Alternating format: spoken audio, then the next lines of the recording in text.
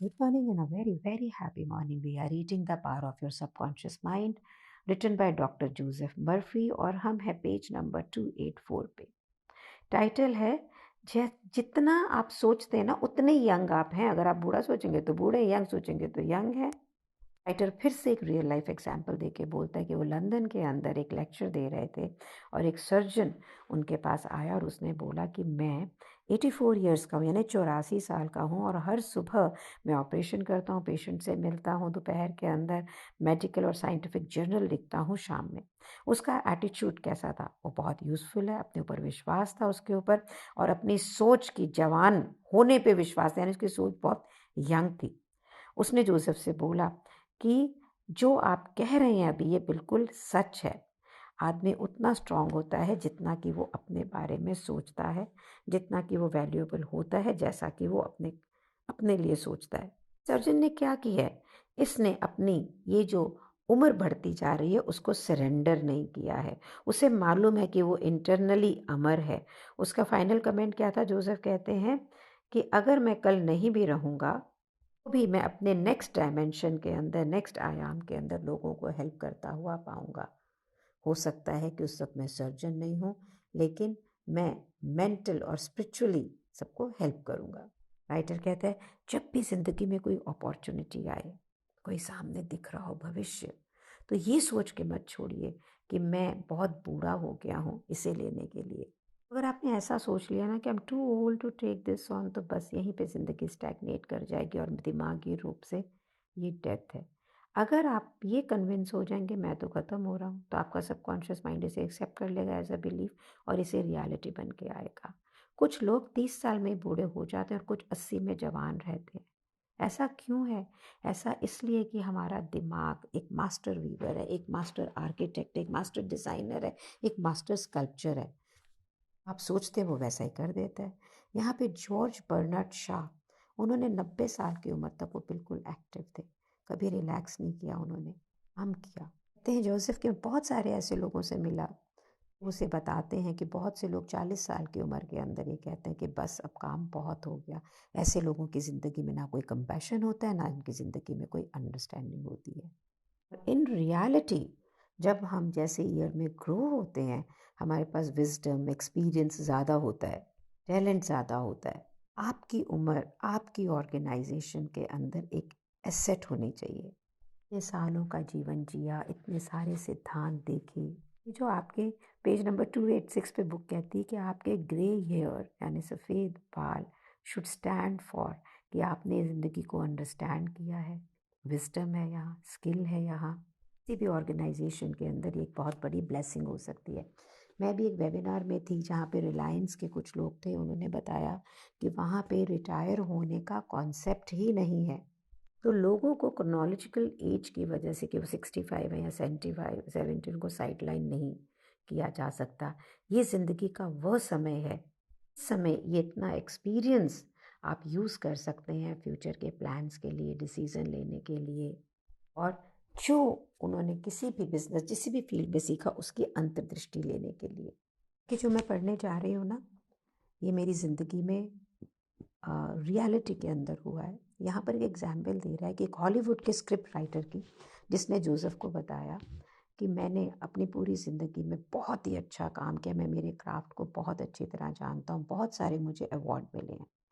Joseph ने पूछा फिर क्या गलत हुआ? बोले अब जब मैं स्टोरी कॉन्फ्रेंस पे जाता हूँ या लिखने के लिए जाता हूँ, तो जो यंग एग्जीक्यूटिव हैं स्टूडियो के अंदर, वो ये कहते हैं कि नहीं, अब तुम यंग नहीं हो, ओल्ड हो गए हो, अब ये फैशन नहीं रहा है, this is no good, relate नहीं कर सकते हो 18 साल के बच्चे से या लेटर ऑन, दिस कैसे बनेगा?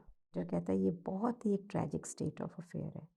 किस प्रकार से लोग एक्सपेक्ट करते हैं कि वो इमोशनली, भावनात्मक रूप से, स्पिरिचुअली, आध्यात्मिक रूप से मैच्योर होंगे अगर इस तरह की बातें होंगी। You know, I am a designer, और बहुत बहुत फेमस डिज़ाइनर मैं रही, and then about a year back my son told me, mom you are now your style is outdated. Actually मुझे लगा कि यार ये क्या बोल रहा है। फिर मुझे लगा शायद ये मेरे लिए एक बहुत बड़ा रिलीज़ है, and I step down from the business कि मैं मैनेज करूँगी, तुम बुला लो डिज़ाइनर्स को और कर लो। या जो करना है। आज इस बात को 1.5 साल हो गया है। और वर्चुअली अगर आप देखें तो जो हम डिज़ाइन करते थे आर्ट एंड क्राफ्ट से लेके वो सब लेके, अब यंगर जनरेशन वो यूज़ नहीं कर रही, there are more of easy way, तो सब चीज़ें एक जैसी हैं। So gradually he started understanding the way we were working was better. मैं ये नहीं कह रही हूँ कि लेटेस्ट में था या नहीं था, या वो है कि नहीं है।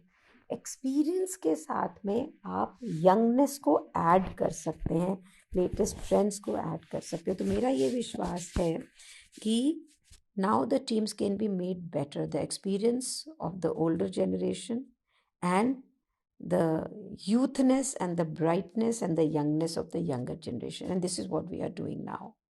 यहाँ पे राइटर यही बोल रहा है कि अगर हम सिर्फ यूथ को ग्लोरीफाई करेंगे, जिसमें कि यूथ स्टैंड किसके लिए करता है, अभी एक्सपीरियंस नहीं है, अभी जजमेंट जल्दी होती हैं, सो मीन इन दोनों का समावेश कैसा रहेगा आप ये बताएं।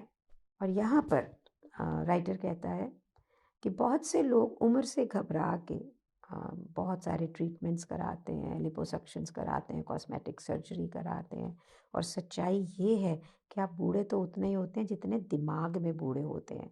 सो age does not make you outdated, indated और something. Whether your brain is aging that makes you outdated.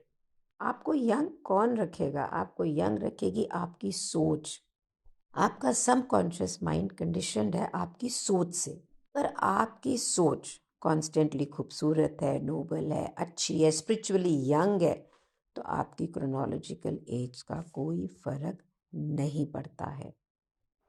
यहाँ पे जॉब कहते हैं कि जिन चीज़ों से मैं डरता ना, वो सब चीज़ें मेरी लाइफ के अंदर आ गई। तो अगर आप ओल्ड एज से डर रहे हैं और आपको ये लग रहा है कि मेरा तो फ्यूचर बड़ा अनसर्टेन है, एंटिसिपेट कर रहे हैं, तो मैं फिजिकली डिटेरोरेट हो रहा हूँ या मैं मेंटली डिटेरोरेट हो रहा हूँ, तो आप ये समझ लीजिए कि ये चीज़ें तो फिर आपकी लाइफ में होनी है। बूढ़े पता कब होते हैं आप? जिस समय आपको ज़िंदगी में कोई इंटरेस्ट नहीं रहता है, जिस समय आपके कोई सपने नहीं होते हैं, जिस समय आपको नई सच्चाइयाँ जानने की कोई भूख नहीं होती है, जिस समय आप ये नहीं देख रहे होते कि अब मैंने ये जीतना है। में आपका माइंड ओपन होता है नए आइडियाज़, नए इंटरेस्ट करें। जब आप पर्दा खोलते हैं सनशाइन को अंदर लाने के लिए, ज़िंदगी की सच्चाइयाँ आपको इंस्पायर करती है, यूनिवर्स आपका इंस्पायर करता है, तो आप तो हमेशा यंग ही रहोगे ना। एक बात याद रखें, आप 65 के हैं या 90 के हैं या किसी उम्र के हैं, आपके पास बहुत कुछ है देने का। यंगर जनरेशन को एडवाइस कर सकते हो, आप यंगर जनरेशन को डायरेक्शन दे सकते हो, स्टेबलाइज कर सकते हो, आप अपनी नॉलेज, अपने एक्सपीरियंस, अपने विजडम को शेयर कर सकते हो। आप हमेशा आगे देख सकते हैं उस इन्फिनिट, असीम, अनंत, अगाध लाइफ को। आप पता है क्या देखेंगे कि कभी भी इस जिंदगी की जो ये वंडरफुल चीज़ें हैं, जो आश्चर्य होने वाली एक सीरत है, ग्लोरी है, ये कभी भी ख़त्म नहीं होती है। कि हर पल के अंदर कुछ नया सीखें, और आप ये देखेंगे कि आपका माइंड हमेशा यंग ही रहेगा। राइटर कहता है कि मैं बॉम्बे इंडिया में था और मैं 110 साल के व्यक्ति से मिला, और मेरे हिसाब से वो सबसे खूबसूरत व्यक्ति था। मैं देख पा रहा था उसके अंदर कितनी खुशी थी, कोई भी इंडिकेशन नहीं थी कि उसका जो माइंड है वो किसी रूप में भी डिम हुआ हुआ हो। सो बी श्योर कि आपका माइंड कभी भी रिटायर ना हो। यहाँ पे माइंड को एक एग्जाम्पल दे रहा है पैराशूट से। जब तक पैराशूट खुलता नहीं है उसका कोई यूज़ नहीं होता है ना। इसलिए आप जब अपने माइंड को रिसेप्टिव रखते हैं न्यू आइडियाज़ के प्रति।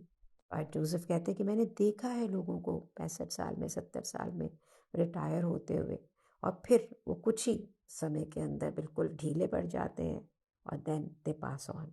को ऐसे लगता है कि ये मेरी ज़िंदगी तो ख़त्म हो रही है, क्योंकि वो ऐसा सोचते हैं, तो इसलिए उनकी ज़िंदगी ख़त्म हो जाती है। रिटायरमेंट एक एक्टिव वर्क से एक नया वेंचर बन सकता है, एक नया चैलेंज, एक नया रास्ता, एक नई जिंदगी, एक नई बिगनिंग, जहाँ पे आप अपने एक लंबे ड्रीम को फुलफिल करें। बहुत ही डिप्रेसिंग थॉट है जब कोई बोलता है अरे मैं रिटायर होऊंगा तो मैं क्या करूँगा।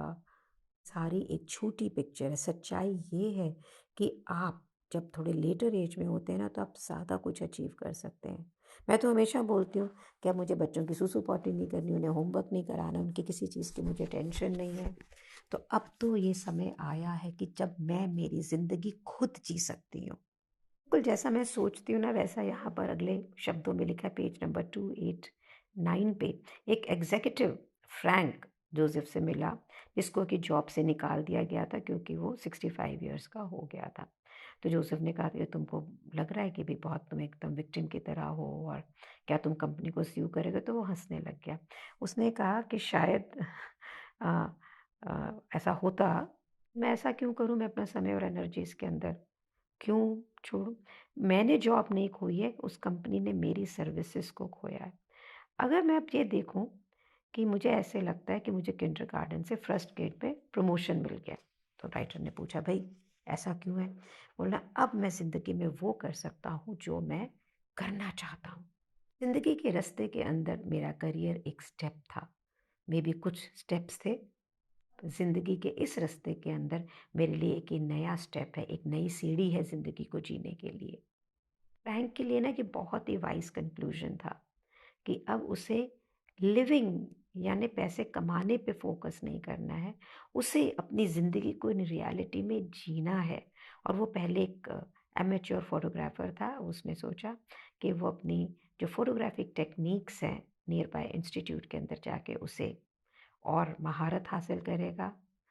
और देन इन रियलिटी उसने पूरी दुनिया के ट्रैवल के लिए गया, हर जगह उसने जो विज़िट की उसकी बहुत सारे फ़ोटोग्राफ्स खींचे, फिर वेरियस ग्रुप्स के अंदर लेक्चर्स दिया, क्लब्स में लेक्चर्स दिया। तो बहुत सारे तरीके हैं कि हम अपने इंटरेस्ट को आगे लेके चलें, एंथुजियास्टिक रहें नए क्रिएटिव आइडियाज़ के लिए, स्पिरिचुअल प्रैक्टिसेस करें, उसमें प्रोग्रेस करें और सीखें ज़िंदगी में सच में ग्रोथ कहाँ पर है। इस तरीके से आप हमेशा हार्ट में यंग रहेंगे, क्योंकि आप नई सच्चाई जानने के लिए अभी भी भूखे भी हैं और प्यासे भी हैं। और बॉडी तो आपके सिर्फ सोच के पैटर्न को ही रिफ्लेक्ट कर रही है ना। आपकी क्या राय है इस बारे के अंदर? आप ये सोचिए कि मेरी बुद्धि में तो ये बातें हमेशा से थी, लेकिन पिछले 15-20 दिन में ढीली तो मैं पड़ गई थी। तो ये ना ऊपर वाले ने, या मैं कहूँगी मेरे अंदर वाले ने मुझे वापस से कहा कि शालिनी खड़ी हो जा, बस ये फजूल की बातें बंद कर। और इसका एक कारण आप भी हैं, क्योंकि आप इस जर्नी में मेरे साथ हैं। Thank you so much for being in my life. बहुत सारे लोगों से ये कॉन्वर्जेशंस को शेयर करें, चाहे खुद करें चाहे कैसे भी करें, और उनकी ज़िंदगी को कंट्रीब्यूट करें। वहीं से आप देखिए कैसे दुनिया पलटती चली जाएगी। Thank you so much for being in my life.